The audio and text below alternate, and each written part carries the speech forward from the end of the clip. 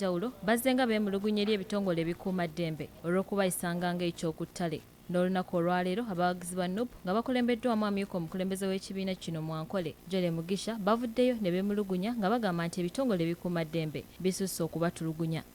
Posters za president waffe, posters za candidates baffe bazijamu tebazireka ne zibeerawo. Batutiisatiisa nze kansooke nange nze omukulu w'amagye mu barracks yangamba nti nzijaawo nemusanga mu Boma ground nangamba look here nentuno nangamba do you see this nti nkiraba nti pistol nawandiisibwa ninkirizibwa kunoonya akalulu nga parliamentary candidate naye bulijjo buli bansanga nga nyina abantu 2-3 nga noonya akalulu bangamba this is disobedience ne bankwata ne banteeka mu komera ekakati n'emisango 3 mu kooti wano bbala. Bano era bategeezezza nti obulamu bwabwe buli mu matigga olw'amaloboozi agabatiisatiisa era bano bavumiridde n'ekikolwa eky'okukwata abantu baabwe bwe bali e Kalangala nga bagamba nti bano baabalanga bwemage.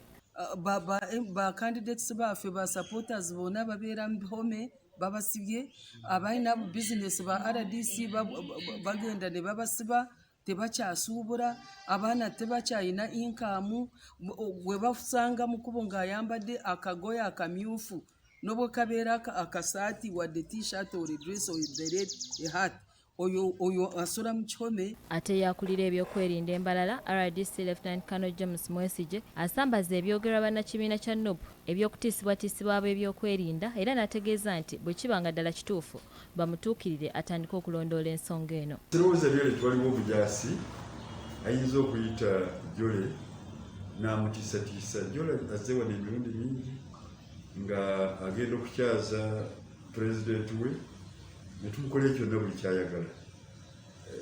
Sikiwa nti waliwo ayinza okutiisatiisa. Wadde ng'ebyo byonna biri bityo bannakibiina kya NUP bategeezezza nti ebyo byonna tebijja kubajja ku mulamwa era nga baakusigala nga bagumu okutuuka ku ssaawa esembayo. We are going to remain strong.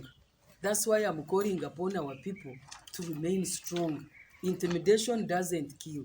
The Bible says that thousands will fall on your left and right, but for you nothing will come to you.